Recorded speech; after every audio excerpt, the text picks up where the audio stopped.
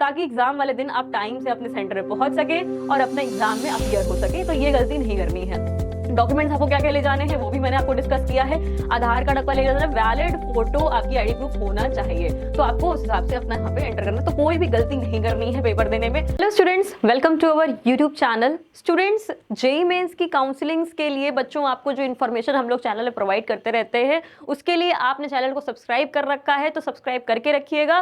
बाकी आपको जो कॉलेजेस के रिव्यूज हैं और जो व्लॉग्स हैं वो सब भी हम आपको चैनल पर प्रोवाइड करते हैं, और साथ ही साथ जो जेईई मेंस से रिलेटेड अपडेट्स होती हैं वो भी आपको मिलती रहती हैं।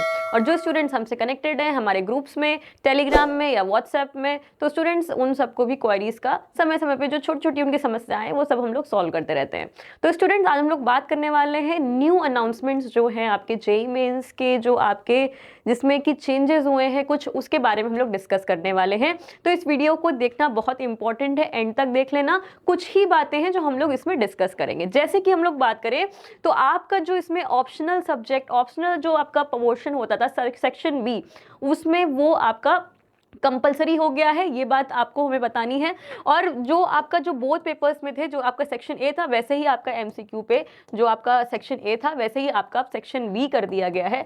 सेक्शन बी में अब आपका जो होगा पार्ट, वो आपका अब इसमें ऑप्शनल होते थे, 5 क्वेश्चंस आपको करने होते थे आउट ऑफ 10, लेकिन अब आपको सिर्फ 5 ही क्वेश्चन पूछे जाएंगे और वो 5 के 5 आपको अटेम्प्ट कर लेने हैं, वो कंपलसरी में आपके आ गए हैं।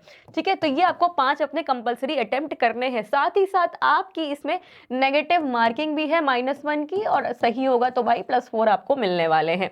तो ये आपका चेंजमेंट हुआ है एग्जाम पैटर्न में। ठीक है, तो एग्जाम पैटर्न में आपका सेक्शन बी वाले में जो आपके चेंजेस हुए हैं उसको आपको ध्यान में रखना है। अब उसी हिसाब से अब आपका थोड़ा सा जो पेपर है, जो आपका जनवरी अटेम्प्ट होने वाला है बच्चों, जनवरी अटेम्प्ट में अच्छे से ध्यान दे लीजिए। कोशिश करिए कि इसमें हम एक अच्छा परफॉर्मेंस कर पाएं और इसमें आपकी रैंक अच्छी बन जाएगी। जो आपका नेक्स्ट अटेम्प्ट होगा उसमें कहीं ना कहीं आपका डिक्रीमेंट ही आएगा मार्क्स में, इसलिए कोशिश करिए कि जो आपका जनवरी अटेम्प्ट है वो आप बहुत बेहतरीन अपना करने की बेस्ट ऑफ बेस्ट कोशिश करें। ठीक है, नेगेटिव मार्किंग इंट्रोड्यूस हो गई।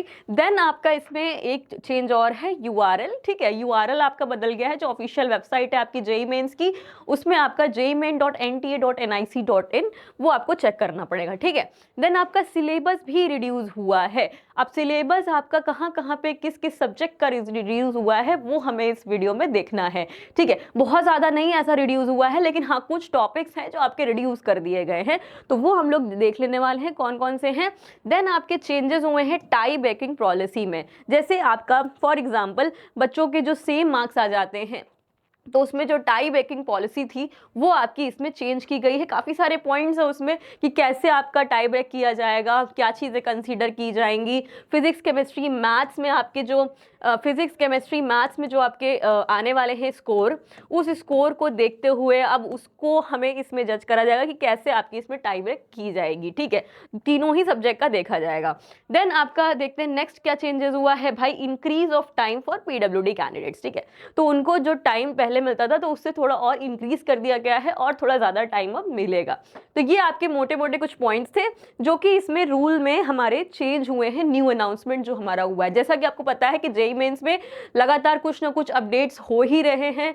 जैसे कि अभी एडवांस के अटेम्प्ट के ऊपर हुआ था कि भाई अटेम्प्ट जो है वो इंक्रीज कर दे, लेकिन फिर से बैक उसी में आ गए कि भाई उतने ही अटेम्प्ट हैं, आपको उतने ही अटेम्प्ट पे अपना क्रैक करना होगा। ऐसे ही आपके कुछ ना कुछ लगातार थोड़े बहुत अपडेट आ ही जाते हैं। ठीक है, चेंजेस हो ही रहे हैं, तो ये आपको चेंजेस ध्यान रखने हैं। फर्स्ट ऑफ ऑल आपका एग्जाम पैटर्न जो चेंज हुआ है वो कहीं ना कहीं आपको इफेक्ट करेगा, तो वो आपको समझना होगा और आपको उसी के हिसाब से अपने जो मॉक लगा रहे हो, आप टेस्ट सीरीज लगा रहे हो, वो सारे आप प्रैक्टिस अपने करते रहिए। ठीक है, देन नेक्स्ट हमारा जो है, जैसे कि अभी मैंने बताया कि बीटेक में जैसे कि 75 क्वेश्चंस थे, क्वेश्चंस आपके वही हैं 75।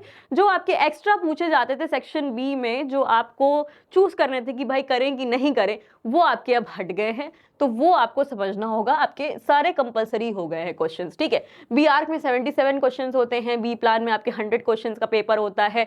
हाँ, जिन बच्चों ने, कुछ बच्चों के क्वायरीज थे कि भाई मैम हमारा जो फॉर्म है उसका जो फी है बहुत ज़्यादा आ रहा है, फॉर्म फी तो 900 है लेकिन मेरा फॉर्म फी तो ज़्यादा आ रहा है, भाई ओबीसी वाला बच्चा है उसका तो लग रहा है यही। तो जो बच्चे ज़्यादा फीस कर रहे हैं तो उसको उनको चेक करना होगा कि भाई जो हमने फॉर्म अप्लाई किया था वो हमारा हमने कौन कौन से पेपर सेलेक्ट किए थे तो उस हिसाब से आपकी उसमें फी गई है, ठीक है। तो उसमें इतना परेशानी की जरूरत नहीं है, आपने जो जो क्वेश्चन पेपर अपने सेलेक्ट किए होंगे वो उस हिसाब से आपकी उसमें फी गई है। तो बच्चे उस टाइम पे काफी दिक्कत कर रहे थे कि उनको दिक्कत हो रही थी, ठीक है। तो चलो ये बात हो गई क्लियर। अब टॉपिक्स देखते हैं कौन कौन से हमारे डिलीट हुए हैं, ठीक है। हमें कौन से ज्यादा ध्यान नहीं देना जो नई सिलेबस में एक्सक्लूड कर दिए गए हैं, जैसे scalars and vectors, addition and subtraction, इसके जो प्रोडक्ट्स, स्केलर एंड वेक्टर्स के जो प्रोडक्ट्स वाले क्वेश्चन होते हैं, यूनिट वेक्टर्स हो गए, देन आपका रिजोल्यूशन ऑफ वेक्टर्स हो गया, ये सारे आपके टॉपिक्स जो है फिजिक्स के ही हैं सारे, वो आपके एक्सक्लूड कर दिए गए हैं, ठीक है। तो ये सब चीज़ों को देखना होगा। और एक बात, जैसे एनटीए का जो एग्जाम सेंटर थे बच्चों, वो आपके 284 कर दिए गए हैं, पहले 300 थे तो वो आपके रिड्यूस हो गए हैं। और एक सेंटर आपका इंटरनेशनल जो आपका जेई का सेंटर है वो आपका जर्मनी में ऐड कर दिया गया है। तो जो बच्चे इंटरनेशनल सेंटर या बाहर के हैं वो जर्मनी में अपना एग्जाम यहाँ पे जेई मेंस का दे सकते हैं, ठीक है। तो स्टूडेंट्स, आपका जेई मेन के ये एग्जाम सेंटर्स हैं जो इसको आपको देखना होगा। जब आपका एडमिट कार्ड आएगा, एडमिट कार्ड को अच्छे से एग्जाम सेंटर चेक कर लेंगे और जाके अपना सेंटर दिखाएंगे। लास्ट वीडियो में मैंने यही बताया था कि बच्चों अपना एग्जाम सेंटर देखने में गलती मत करना। जो एग्जाम सेंटर है उसको एक बार अगर नहीं देखा है तो जाके 1-2 दिन पहले जाके देख लेना, ताकि एग्जाम वाले दिन आप टाइम से अपने सेंटर पे पहुंच सके और अपने एग्जाम में अपीयर हो सके। तो ये गलती नहीं करनी है। डॉक्यूमेंट्स आपको क्या क्या ले जाने हैं वो भी मैंने आपको डिस्कस किया है।